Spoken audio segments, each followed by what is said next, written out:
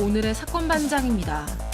일본도 살인사건 피해자 유족이 살해범의 신상 정보가 공개되지 않아 원통하다며 제보를 했습니다.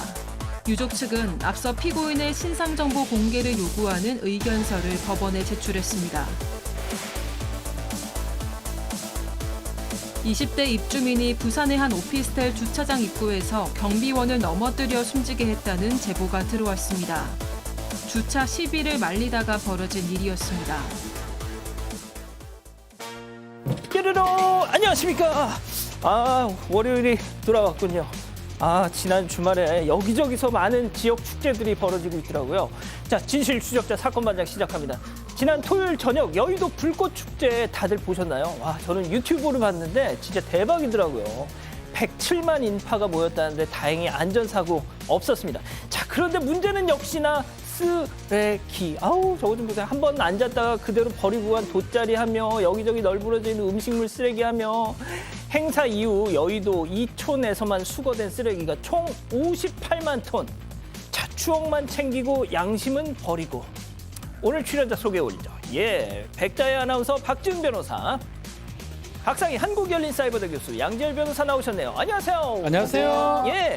5살 김준영, 2살 김나윤 엄마입니다. 사반에 이름 언제 나오냐고 무척 기다리네요 하신 전지영님 지금 나왔습니다. 자, 서울 경성고 사거리입니다. 교육감 후보 현수막이 횡단보도를 막아놨어요. 교육감 하시겠다고 나와서 이게 뭡니까 하신 조정은님.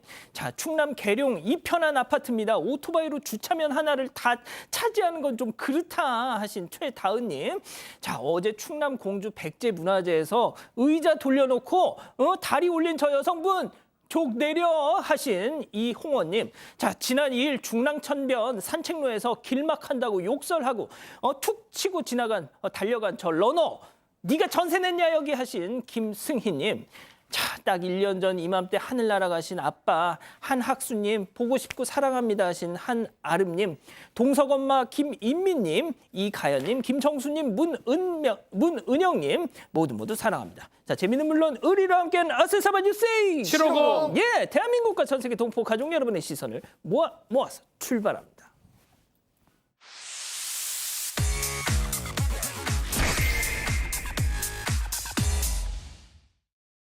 첫 번째 달려보죠. 은행에서 고래입니다. 은행 업무를 완전 마비시켰던 한 민폐 고객 영상 만나보시죠. 업무하는데 돈 때문에 스트레스 받아서 안 된다고. 돈이 안 돼? 이 할 일이나 잘해. 들었어요? 업무를 잘 된다니까요. 저희는 못 줘요. 어디까지 어떤 거 알려냈는지 인사 알려줘요. 기다리셔서 은행은 무슨 자꾸 일을 해. 어머니 나가실게요. 저희 업무 처리 보여야 돼. 어떻게 될 것 같아요? 나가도 돼요, 어머니. 저희가 정중하게 요청드리잖아요. 문이 잘못했는데 저보고 나가래요. 왜 안 되는데요, 그러면? 문학이 해요, 그러면. 이런 나중에 그러면 문학이 그 일하지 말라고. 정말 너무너무 교양머리 없다. 도대체 왜 저러는 거예요? 글쎄요, 뭐 납득할 만한 이유가 있을 가능성이 없죠. 지금 보신 건 지난 4일 서울의 한 은행이고 제보자에 따르면 은행 창구에서 저렇게 직원에게 시비를 걸면서 한 여성이 이렇게 문제 제기를 하고 있었다라고 합니다. 근데 이 여성 고객이 하도 소리를 지르고 하니까 조금 전에 중간에 들으셨을 텐데 다른 고객이 기다리다가 그 앞에 좀 조용히 좀 해주세요 그랬더니 당신이 뭔데 그러냐고 또 그 고객까지도 욕을 했다라는 겁니다. 문제는 그 이유가 뭐냐고 봤더니 뭐 카드 비밀번호를 잘못 입력을 해서 이 처리가 미뤄지는 걸 지금 은행 직원에게 탓을 했다라는 거고요. 제보자분이 청운경찰분한테도 여쭤봤대요. 저분 혹시 자주 오는 사람이냐 그랬더니 종종 와서 내 카드 비밀번호 니들이 알아서 해라 뭐 이런 식으로 실랑이를 건다라고 하는데 청운경찰이 조심스럽게 부탁을 하고 나중에 경찰까지 왔는데도 불구하고 경찰도 조치를 딱히 취하지 못했다라고 합니다. 박 변호사님, 네 카드 비밀번호는 네가 알고 있어야죠. 네 거야. 내 게 아니고 저기 있는 사람 게 아니잖아요. 당연히 그 암기하기 어렵나요? 네 글자, 숫자 4개 아닌가? 다음부터 좀 알고 왔으면 좋겠습니다. 이걸 어떻게 소리를 지르고 저럽니까? 오지 마세요. 그러니까 말입니다. 자, 다음 이어가죠. 미국에서 온 문제야입니다. 자, 최근 한 미국인 유튜버가 한국에 와서 진짜 그야말로 망나니 짓을 하고 갔다는 제보가 왔습니다. 만나보시죠. Hold on. Japan hates this thing. I don't know if it's disrespect. I stand with the Korean people. I love Korea. And everything that I did in Japan was for the Korean and the Chinese people. Let's go. Oh my God. Please, it's so early, guys. It's too f***ing early for this shit. I don't know what's going on, sir. It's like ringtone is f***ed up. The Chinese virus. Oh. Yo. Well,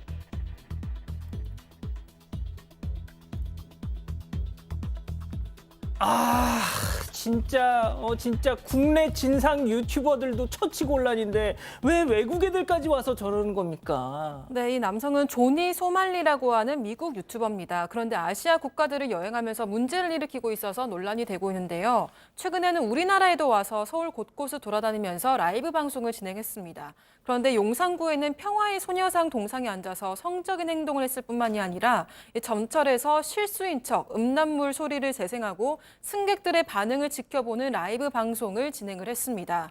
또 버스에서도 소란을 피웠고요. 큰 소리로 북한 음악을 틀어서 결국 버스 기사에게 쫓겨났습니다. 놀이공원에서도 소란을 피우다가 경찰까지 출동했는데요. 그런데 이 과정도 라이브 방송으로 진행을 했다고 합니다. 왠지 우리나라에서만 이랬을 것 같지는 않은 느낌? 예, 지난 7월입니다. 일본에서도 비슷한 행동을 했어요. 그때도 전철 내에서 뭔가 음란물 소리를 틀어서 당시는 건조물 침입 혐의로 체포된 적도 있다고 합니다. 그렇지만 우리나라에서도 이렇게 반복하는 것은 주목받기 위해서 하는 것 같고요. 아마 반성을 하지 않는 것 같아요. 만약 북한 같은 데가 저렇게 못할 건데, 그죠? 잡혀갑니다. 예. 한강 갑니다. 아오지 갑니다. 네. 예, 알겠습니다. 좋습니다. 예, 자, 다음 이어갈게요. 여기저기 구멍입니다. 자, 미국에 계신 사방가족께서 제보해 주신 사진 만나보시죠. 자, 이곳은 미국 애리조나의 그랜드 캐니언 국립공원. 대자연의 웅장함에 절로 고개가 푹! 저 웅장한 저 대자연의 숨결을 느껴보십시오. 자, 그런데 이 앞에 놓인 돌들 색이 좀 얼룩덜룩. 자, 가까이 다가가서 봤더니 한국어, 아니 하람, 소울, 연성, 예진까지 이름 쭉 써놓고 그 옆에는 자 하람, 소울, 연성, 예진 from Korea 2024년 8월 12일 한국에서 왔다고 인증까지. 자 지난 8월 12일 그랜드 캐니언 갔던 하람이, 소율이, 연성이, 예진이 니들 손 들고 서 있어. 자, 박 변호사님, 예. 오죽하셨으면 이걸 발견하고 찍어서 제보까지 주셨겠어요. 맞습니다. 제보자가 한 40년 정도 미국에 거주하고 있는 재미 교포인데요. 미국의 국립공원이죠. 그랜드 캐니언에 갔다가 깜짝 놀란 겁니다. 바위에 한국어로 적어놓고 프롬 코리아라고 정확하게 더 적어놨던 걸 보고 깜짝 놀래가지고. 근데 그 옆에 다른 영어도 있긴 합니다. 그럼에도 아마 단 사람 낙서해 놨으니까 우리도 해보자, 전 세계인한테 알려야 되겠다, 이런 생각을 한 것 같은데 저도 범죄가 될 수도 있고요. 저런 행동 하면 안 됩니다. 왜냐하면 한국인이 부끄러워질 수 있거든요. 그러니까요. 그래서 이것을 알렸다고 합니다. 참 진짜 왜 저러나 몰라 진짜. 좋습니다. 다음 이어갈게요. 발로 뻥뻥뻥입니다. 제보 영상 만나보시죠. 자, 한 남성 조형물이 냅다 발로 퍽! 조형물이 흔들릴 정도로 강타. 자, 저렇게 딱 해놓고 지 발도 아픈지요. 발이야. 자, 그러니 옆에서 보고 있는 친구는 지열이 바보 같은 놈. 자, 그렇다면 저 조형물 상태는 어떻게 됐을까요? 실금이 빠지직. 자, 이번엔 말이죠. 우산 속 나란히 걷는 커플 좀 보세요. 주차장 펜스 앞에서 잠시 후 발길이 뚝 멈춰줍니다. 자, 한참 있더니 난데없이 광고판이 두 동강이 났어요. 역시 발로 퍽 차. 역시 저 두 인간은 유유히 현장을 벗어납니다. 자, 이 두 가지를 사장님 한 분이 전부 당하셨다는데, 자, 박 교수님 먼저 저 조형물 네, 저 조형물은 이 새벽에 취객이 저렇게 한 건데요. 자기 친구한테 자기 발차기 실력 보여주려고 저렇게 했다고 합니다. 근데 발차기 실력을 보여주자마자 본인도 괴로워하니까 뭐 어떻게 하나도 안 멋있었다는 게 참 중요한데 문제는 저 조형물이 350만 원이나 하는 조형물이에요. 와우. 근데 귀에 금이 갔잖아요. 그러니까 결국에는 이제 사실 손해도 굉장히 큰 상태입니다. 바로 경찰에 신고했고 다행히도 경찰이 범인이 잡혔고요. 오, 그리고 예. 또 다행히도 합의를 했다고 합니다. 자, 그런데 한 달도 저 조형물 박살난 지 한 달도 안 돼서 아까 그 광고판까지 빠지지. 예, 그건 또 21일 날 있었다고 하는데 새벽에 카페 주차장 쪽에 있던 아크릴 간판이었던 겁니다. 저렇게 박살이 난 걸 보고 CCTV를 보고 나서 경찰에 신고했는데 경찰에 따르면 남녀가 이제 약간 좀 사소한 다툼이 있었던 건 모양입니다. 사소한 다툼이 있었던 모양인데 와서 여성이 먼저 떠나고 나서 아마도 화가 나서 거기서 이 광고판에 분풀이를 한 것으로 보이는데 박살이 난 거예요. 저 아크릴 간판 또 저것도 20만 원이라고 하는데 저런 일을 한 달 내에 2번이나 겪다 보니까 이 저 사장님께서는 저기 다시 이거를 설치를 해야 되는지 말하는지 아직도 뭐 마음을 못 잡고 있고 저 광고판을 훼손한 남성은 아직 잡지 못했답니다. 박 변호사님 그 지론이 있잖아요. 네. 이 폭력성 있는 남자는 멀리하라. 네, 저 사람이 폭력이 계속 반복될 가능성이 높다고 봐야 될 것 같고요. 저런 행동하는 사람들 나중에는 결국은 사람한테도 폭력을 행사할 가능성이 매우 높습니다. 만약에 자신의 파트너가 뭐 남자든 여성이든 저런 행동을 한다. 한 번만 보면요. 딱 끊어야 됩니다. 그러니까요. 좋습니다. 자, 마지막 사연으로 가볼게요. 아내가 화난 이유입니다. 자, 사반 가족께서 집단지성의 판단을 받아보고 싶으시다면서 제보해 주신 사연 들어보시죠. 안녕하세요. 사주 보는 걸 너무 좋아하는 아내 때문에 힘든 나날을 보내고 있는 30대 남성입니다. 저의 아내는 점집이나 철학관, 사찰 같은 곳에 다니는 걸 좋아해서요. 1년에도 서너 번은 꼭 가고는 합니다. 저는 아내와 다르게 사주나 운세의 점을 전혀 안 믿습니다. 하지만 아내가 사주를 보고 뭐 마음이 편해진다면 그걸로 됐다고 생각을 하고 전혀 간섭하지 않았는데요. 아내도 저에게 사주 믿기를 강요하지 않았었습니다. 하지만 최근에 아내가 오빠 이름의 한자 뜻만 바꾸자 이렇게 말해서 다투기 시작했습니다. 아내가 철학관에 가서 제 사주와 이름을 봤는데 제 이름이 주변 사람을 다치게 할 사주라면서 한자 음은 놔두고 뜻만 바꾸자고 했다는 거예요. 사실 얼마 전에 아내 오빠인 형님께서 큰 교통사고를 당하는 바람에 지금 중환자실에 입원을 하고 있고 평생 장애를 갖게 됐습니다. 아내는 철학관에 다녀오고 나서는 이 사고가 바로 제 이름 때문이라고 믿게 된 거죠. 하지만 제 이름은 저희 할아버지께서 몇 날 며칠 고심 끝에 지어주신 소중한 이름이어서 평생 자부심을 갖고 살아왔거든요. 아내의 요청을 절대 받아들일 수 없습니다.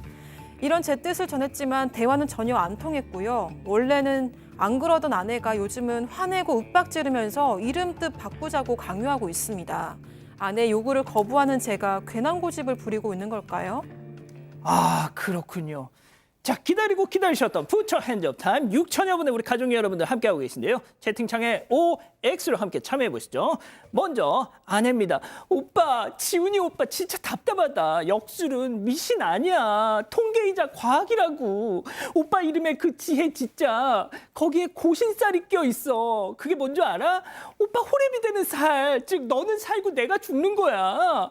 옛 성현들이 어련히 알아서 일러놨을까. 제발 고집 좀 피우지 말고 그 지혜 지 알지로 바꾸자. 응? 너 마누라 죽이고 싶어 동그라미. 자, 이 뭐 우리 박지훈 변호사님 조남 지훈 이건 예시를 든 것이고요. 어찌 알았어요?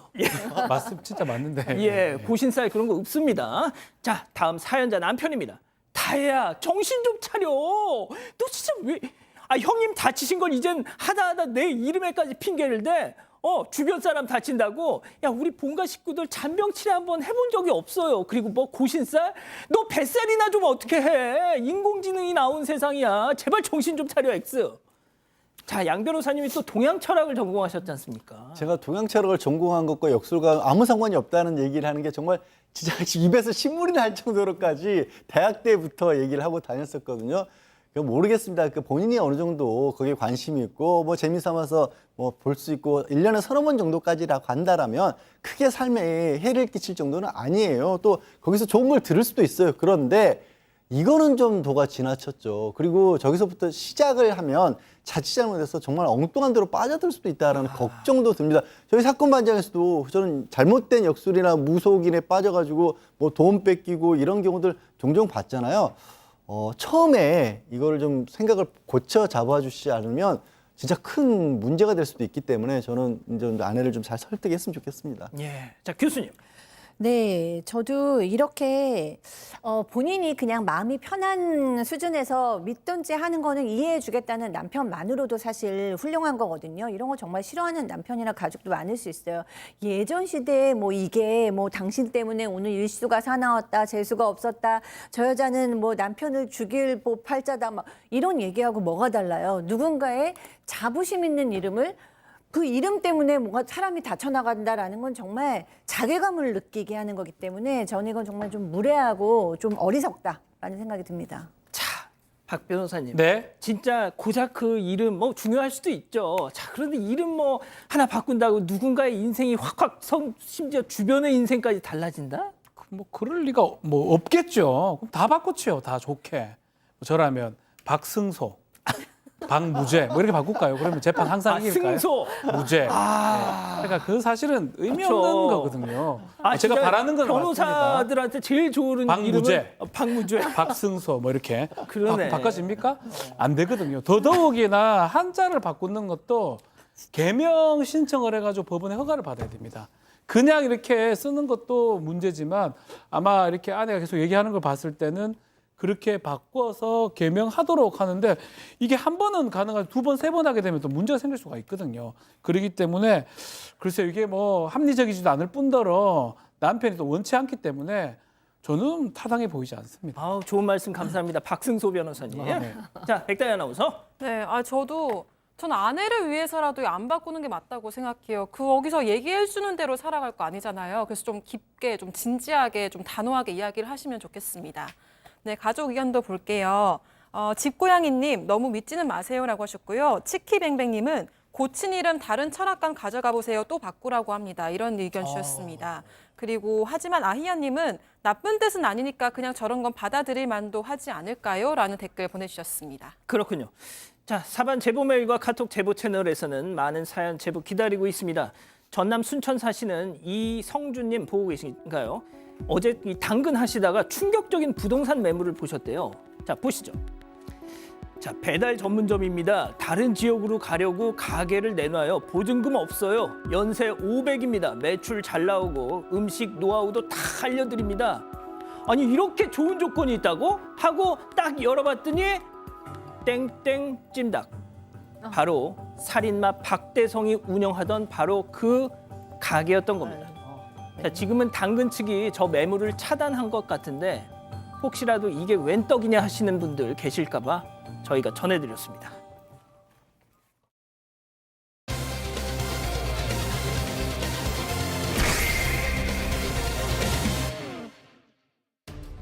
일본도 살인사건 피해자 유족이 살해범의 신상 정보가 공개되지 않아 원통하다며 제보를 했습니다.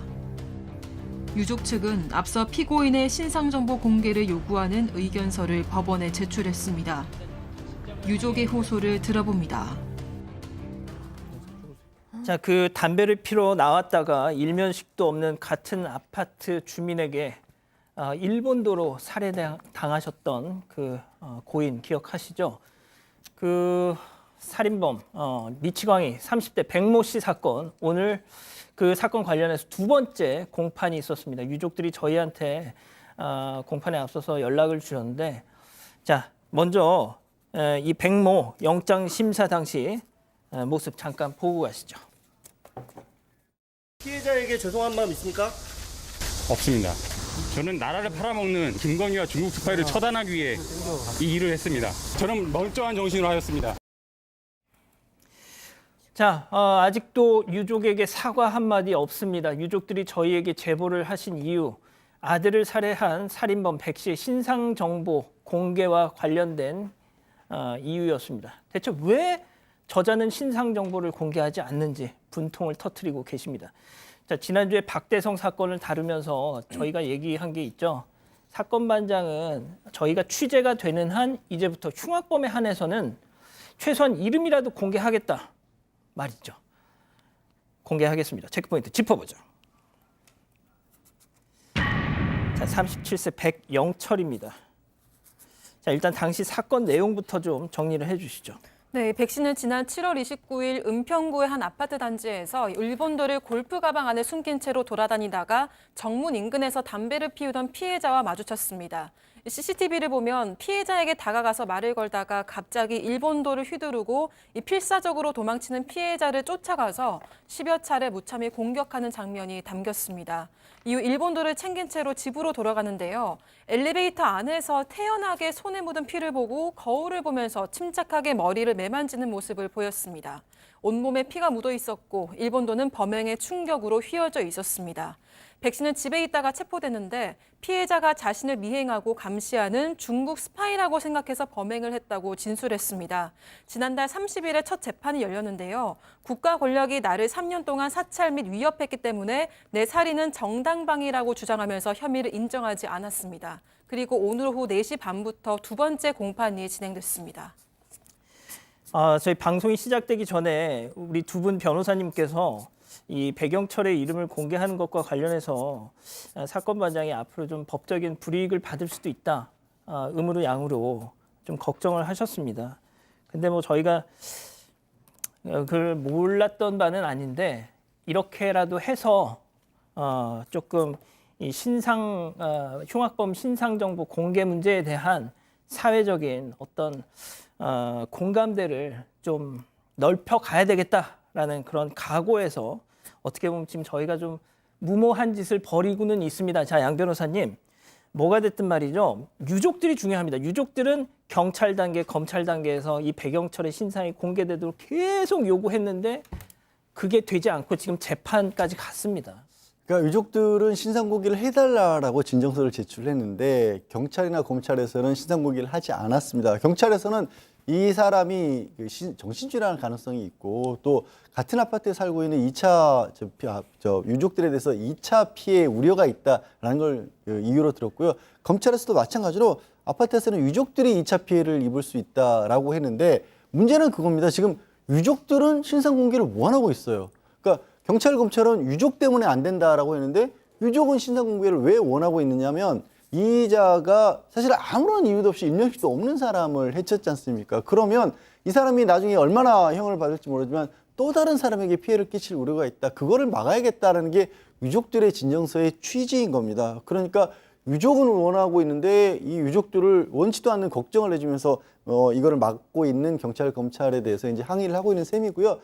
사건 반장에서 이 부분을 앞서서 양원보 앵커가 공개하는 쪽으로 결정을 했지만 저나 박 변호사도 법적인 면에서 우려하는 부분이 있어요. 다만 그것에 대해서는 어찌 보면 사회적으로 계속 이런 문제 왈가왈부할 게 아니라 다시 한번 이 기준이 정말 맞는지 뭐 국회를 통해서 공청회를 열든지 이런 공론화된 토론회장이라도 열렸으면 좋겠는데 그냥 끊임없이 문제 제기만 하고 사건 있을 때 넘어가고 이런 일이 이어지고 있기 때문에 아마 이제 그걸 좀 깨고 싶어서 사건 반장에서 그리고 양원보 앵커가 짐을 진 걸로 그렇게 저는 생각합니다. 자, 박 변호사님 예. 다시 말씀드리지만 이런 흉악범 신상 공개는 정책적 선택의 문제입니다. 맞습니다.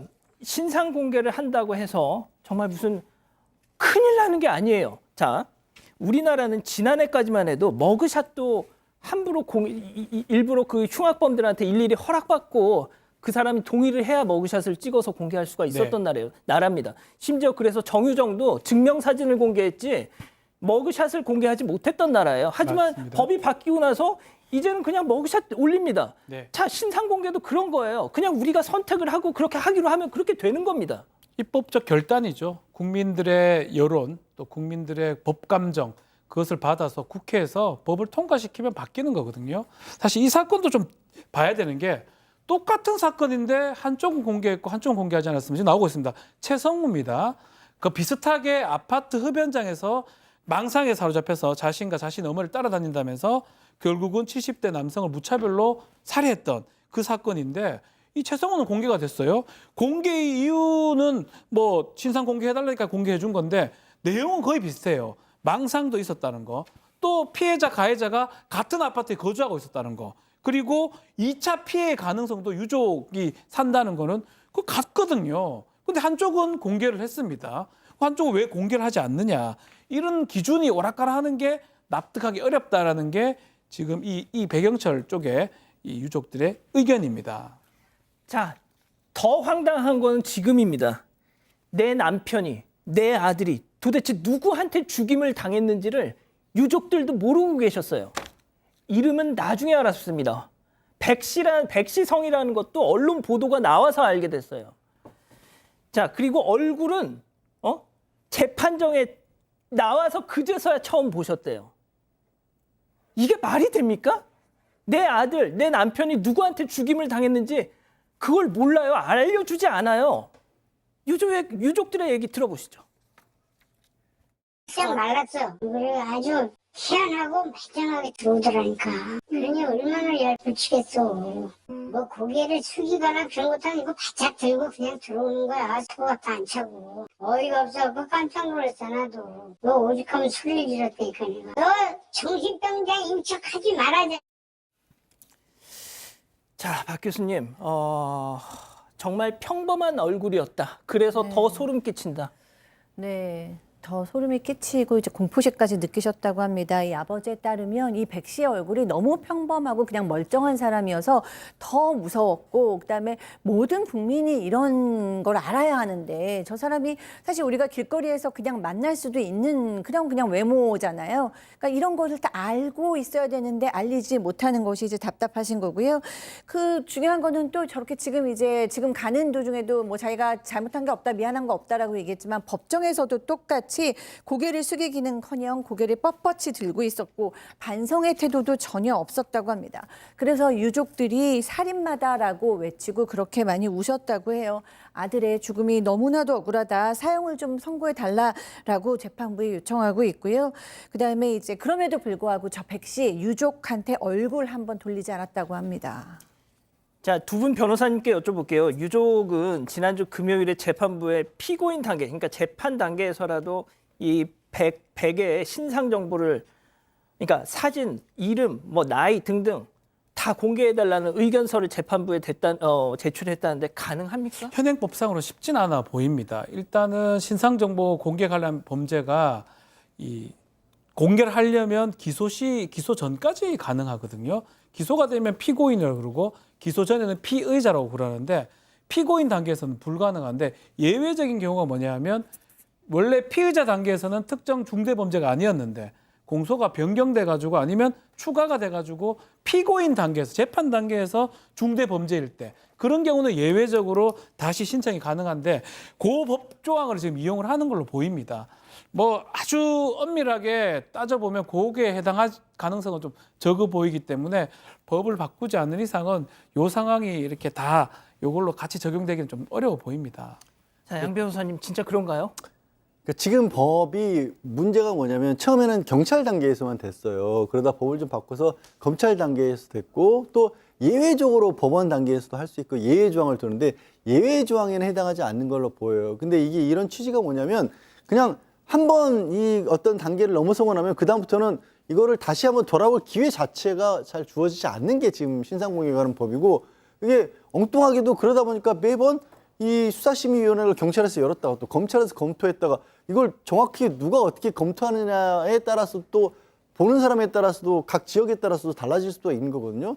그럴 거면 차라리 이게 공론화를 시켜서 애초에 우리가 강제처분과 관련된 모든 권한은 최종적으로 법원에 있으니까 어느 단계가 됐든지 어느 시기가 지났다고 할 게 아니라 유족이라든가 공식적으로 이의 제기를 해서 문제 제기를 할 수 있는 사람이 재판에 어떻게 보면 부속 절차인 것처럼 법원을 통해서 하는 게 차라리 공정할 수 있거든요. 그러니까 이게 제가 꼭 이렇게 가자 이런 게 아니라 뭔가 좀 왜 이렇게 만들어놨지 하는 내용으로 법이 만들어져 있으니까 지금 당장 이렇게 바꾸기 어렵더라도 지금 뭐 사건 반장에서 이름을 공개하신 것처럼 이게 공론화가 돼서 좀 전반적으로 손을 이렇게 땜질하듯이 하지 말고 제대로 한번 법을 만들어 보자는 거죠. 자, 유족들은 오늘도 2차 공판에서 그 백영철의 얼굴을 또다시 대면하셨다고 합니다. 전하고 싶은 말씀이 있다고 하는데요. 잠깐 들어보시죠. 나라가 잘못된 게 피해자, 억울하게 죽은 사람 인권을 보호하는 게 아니고 가해자, 살인자들을 보호하는 거예요. 그런 살인 낙범들은 당연히 공개가 돼야 돼요. 이건 보호할 가치도 없고 피해자를 생각해서 한다면 더더욱 아들 아들이 죽은 것보다 더 억울한 게 없어요. 더 위험할 것도 없고. 내가 죽어도 상관없어. 우리 아들이 죽은 것보다 더 위험한 게 있어요? 우리 아들은 아무 죄도 없는 게 죽었어요. 뭐가 겁이 나고 우리가 뭘 도와내겠어. 나는 오직하면 목숨을 걸겠습니까? 아버님께서 목숨을 걸었다고 말씀하시는군요. 네. 정말 이제 이 한을 풀어줄 수가 어떻게 하면 내 아들의 한을 풀어줄 수 있을까라는 생각에 매일매일 신상 공개와 사형 선고를 바라는 탄원서를 쓰고 있고 또 일기로 하루하루 이런 수사 관련 내용들을 기록하고 있다고 합니다. 온 가족이 정신과 치료받고 있고요. 이 아이들은 아빠 사진만 보고 멍하니 있고 커튼도 치지 않고 지내고 있대요. 이 아버지 언젠가 아들과 함께 천국에서라도 같이 살 날만 기다리고 계시다고 합니다. 자, 37살 서울 은평에 살던 백영철의 과거 행적을 아시는 분들이 계시면 저희한테 연락 좀 주십시오. 저희 진짜 좀 해보고 싶습니다. 법 바꿔야 돼요, 진짜. 첫 번째 사건 정리하고요. 두 번째 사건 이어갑니다.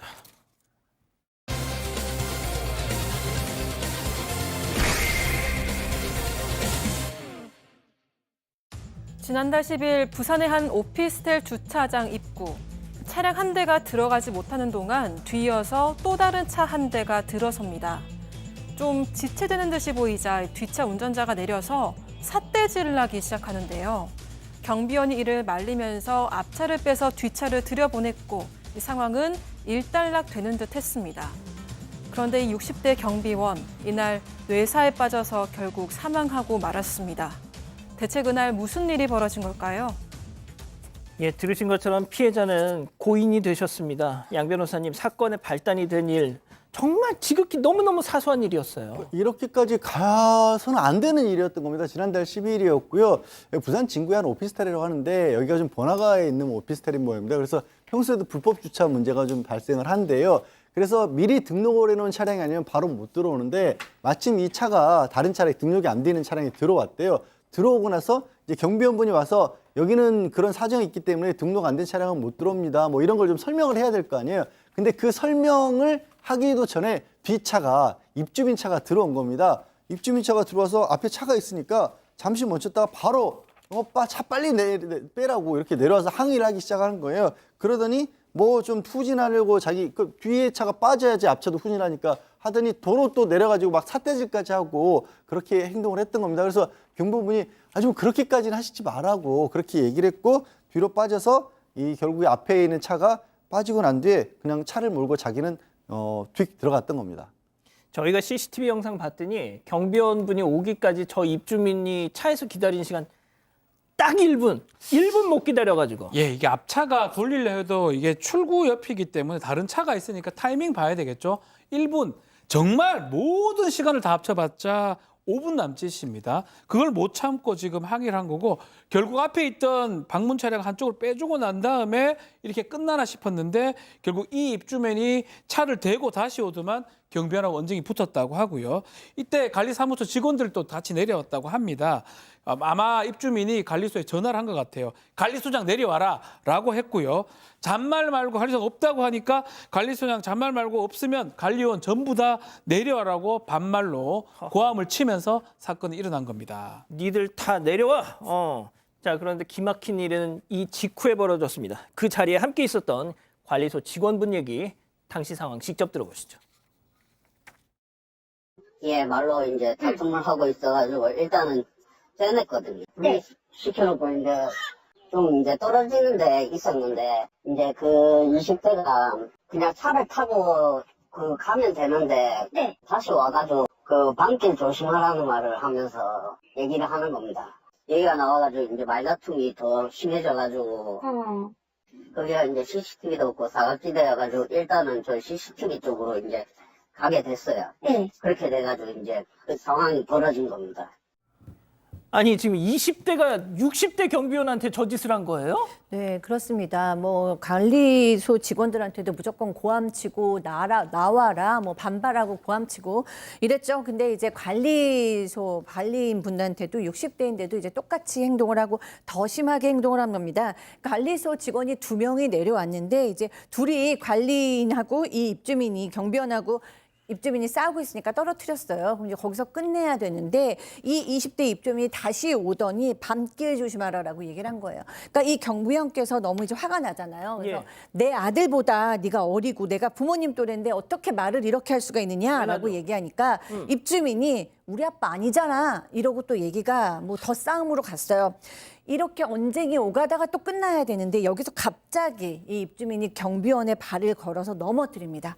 그런데 안타깝게도 여기서 쇠로 된 배수로에 머리를 부딪혔고 그 자리에서 의식을 잃게 됩니다.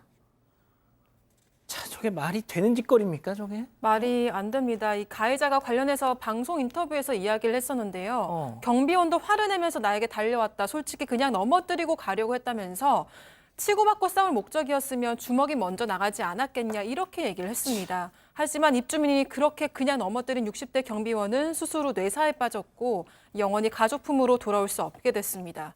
유가족은 제작진과의 통화에서 무릎 꿇고 잘못했다고 해도 넘어갈까 말까인데 폭력 행사에 대한 정당성과 명분을 찾는 게 너무 화가 난다면서 분통을 터뜨렸습니다. 이 사건이 발생한 지 9일 만에 경비원이 사망하면서 20대 이 입주민에게 적용된 혐의도 중상해죄에서 상해치사죄로 변경이 됐습니다. 법원은 도망의 염려가 있다면서 20대 입주민에 대한 구속영장을 발부했고 검찰에 송치됐습니다. 내가 진짜 싸울 생각이었으면 주먹을 썼겠지. 고작 다리를 걸어서 넘어뜨렸겠느냐. 이걸 세상이라고 지금 변명이라고 하고 있습니다. 자, 유가족들에 따르면 고인이 되신 경비원께서는 평소 화를 내는 일이 거의 없었다고 합니다. 그런데 입주민, 이 20대하고 이렇게까지 크게 다퉜다. 저희 제작진이 알아보니 그럴 만한 이유가 있더라고요. 체크포인트 짚어보죠. 자, 블랙리스트 관리소 직원분 얘기 들어보시죠. 블랙리스트가 있어요. 몇몇 입주민들이. 예, 근데 그분이 이제 한 명 중에 한 분이고, 이게 경비라고 하거나 뭐 관리사에서 이제 일한다고 사례하는 그런 식으로 하더라고요. 20대도 뭐 요거 이제 할 수도 있는데, 이게 그냥 경비 아저씨는 이제 자기 아들 뻘보다 더 나이가 어린데, 그런 소리를 들으면은 얼마나 마음이 아프겠습니까? 자, 박 변호사님, 예. 블랙리스트에 올랐다는 건 진상짓이 처음이 아니라는 거잖아요. 이미 이런 행동을 했던 적이 있다는 거예요. 일전에 이 주차장에서 석회물 같은 게 떨어져 가지고 자기 자동차에 뭔가 문제가 생기니까 손해배상 해달라고 아주 난리를 치고 했던 적이 있었다고 하고요. 문제는 차가 뭐 지저분하면 기분 상할 수 있죠, 당연히. 예. 그렇지 말로 하면 되는데 화를 내면서 또 관리소가 민원이 이것만 있는 게 아니거든요. 다른 민원 처리해야 되는데 왜 바로 안 내려오냐고 막 화를 냈다고 합니다. 존중은 바라지도 않는데 언성을 높이면서 이런 부분들 아주 화가 났다고 하고요. 또 이 20대 이 입주민 때문에 나중에 보복이 두려워서 퇴사하는 관리소 직원들이 많았다고 합니다. 양 변호사님, 일단 구속은 됐는데 앞으로 어떻게 될까요? 글쎄요, 일단 저게 상해치사죄로 바뀌었다라고 하지만 사실 처음부터 사람을 해칠 고의가 아니었다라는 점 때문에 뭐 생각하시는 만큼의 처벌이 나오진 않을 겁니다. 근데 이 벌써부터들 걱정이세요. 유가족분들은 저 20대 초반에 저런 짓을 저지르는데 아무리 뭐 무겁게 처벌받는데 해봐야 3년 정도면 또 나오지 않겠느냐. 그런데 이 사람이 뭐가 달라질 게 있겠냐. 게다가 저 지금 경비원분한테 폭행을 저지른 거 보면 만약에 자기만큼 덩치가 좋거나 뭐 또래였으면 저렇게 가볍게 했겠냐. 아유, 지금 긴 속모습이 나오네요. 네, 저런 사람이다 보니까 저런 자다 보니까 이 경비원 일하시는 분들 그리고 경비원들 갑질에 대해서는 조금 더 무겁게 처벌하도록 법이 바뀌긴 했지만 요즘에 저런 상황을 보면요 위험 수당이 필요할 만큼 사실 신체적으로 정말 생명 위협까지 받는 일도 벌어졌잖아요. 지금의 어떤 갑질 정도의 차원이 아니라 실제로 물리적인 어떤 폭력이 일어나는 데에서는 지금보다도 조금 더 마치 운전하시는 분들에 대한 가중처벌하듯이 이렇게 법이라도 좀 바꿔야 되는 게 아닌가 하는 생각까지 들 정도입니다. 저도. 뇌사 상태에서 투병을 하시다가 돌아가셨습니다. 삼가 고인의 명복을 빌겠고요. 자, 두 번째 사건 정리하고 별별 상담소 이어갑니다.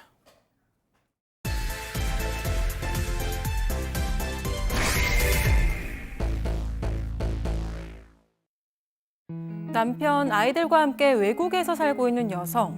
잠시 출장을 갔던 남편이 오랜만에 집으로 돌아왔습니다. 그런데 남편의 왼손 약지에 못 보던 반지가 끼워져 있는데요. 여성은 이를 따졌지만 남편은 오히려 당당합니다. 출장을 떠났던 남편에게 대체 무슨 일이 있었던 걸까요? 자, 사반 가족께서 직접 좀 전해주신 제보 사연입니다. 양 변호사님, 30년 전 우연히 남편과 만나셨다네요. 네, 그렇습니다. 30년 전이고 길거리에서 만났는데 나의 정말 완벽한 이상형이라고 하면서 그때 남편 짓 했던 사람이 따라와서 결국에는 굉장히 성공한 사업가라고 소개를 했고 뭐 없는 시간 만나러 한국에 온다 이렇게까지 뭐 지고지선한 순애보를 처음엔 보여줘서 결국 진짜 결혼을 했고 남편 나라로까지 이주를 결정했다고 합니다.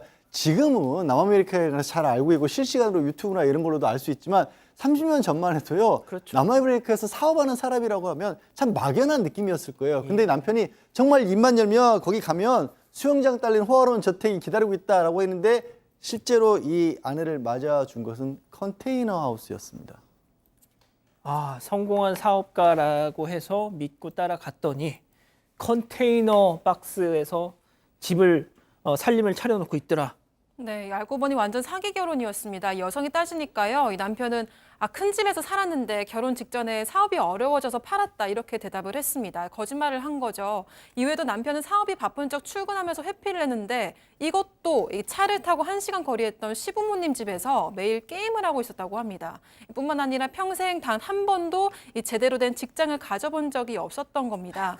여성이 뒤늦게 사기 결혼이라는 걸 깨달았을 때는 이미 임신 중이었고 또 지인도 한 명 없던 외국에서 누구에게 도움을 청할 수도 없었던 상황이었다고 합니다. 결국 여성은 어떻게든 먹고 살려고 사업을 시작을 해서 혼자 이 온라인 사업을 시작을 했는데요. 네. 사업이 잘 돼서 한국에 뭐 집과 건물을 살 수 있을 정도로 크게 성공했다고 합니다. 자, 무려 30년 전 남미에서 벌어진 일입니다. 사기 결혼이라는 걸 안 후에 여성도 수차례 이혼을 결심했지만 뜻대로 되지 않았습니다. 실제 제보자 얘기 직접 들어보시죠.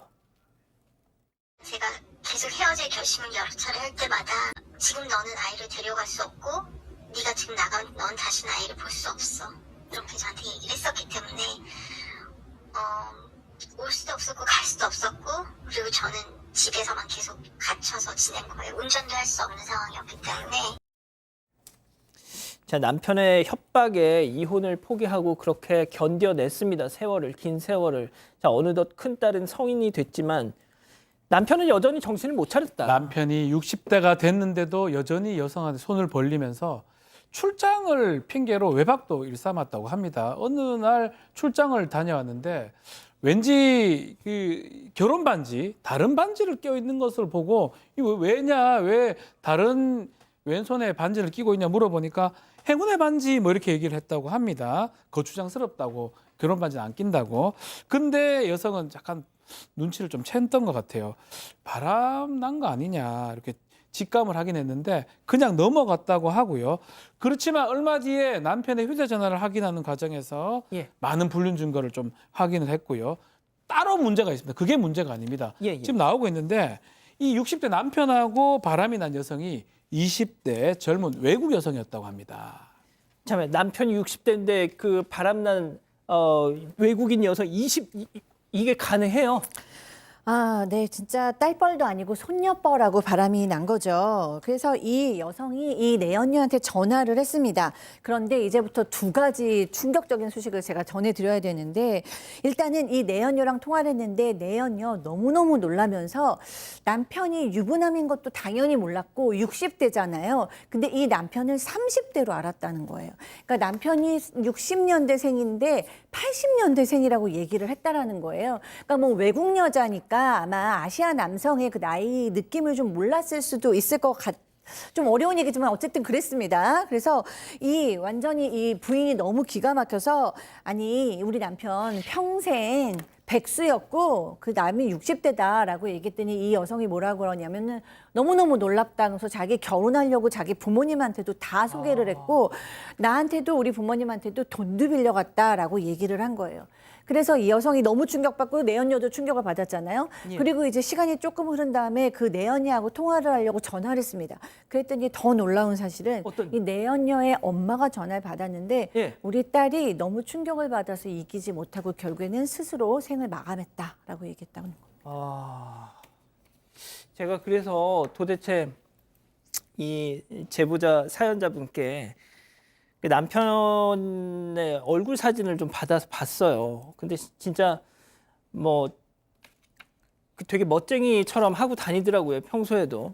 네. 자, 백단이 아나운서 근데 야, 세상에 스스로 이렇게 생을 저버릴 줄은 정말 꿈에도 몰랐을 거 아닙니까? 네, 여성도 거의 실신할 정도로 크게 충격을 받았고요. 근데 이 남편은 내연녀의 죽음이 아내의 탓으로 돌렸습니다. 너 때문에 죽은 거다, 너가 살인자다 이런 표현을 쓰면서 얘기를 한 건데요. 자녀들 앞에서 여성에게 폭언을 하고 폭행까지 했습니다. 당시 대학생 또 고등학생이었던 두 딸도 이를 목격하고 큰 충격을 받았고요. 결국 여성은 남편을 신고하고 이혼 신청을 했고 접근 금지 명령까지 받았습니다. 하지만 남편은 몰래 집에 들어와서는 자녀들을 놀래키고 심지어 엄마 어딨냐 이 아내를 찾으면서 그 욕설까지 했습니다. 그러다가 남편이 진짜 처벌을 받을까 봐 걱정이 됐는지 한국으로 도망을 가버렸다고 합니다. 아니 양 변호사님 무슨 소리예요 이게?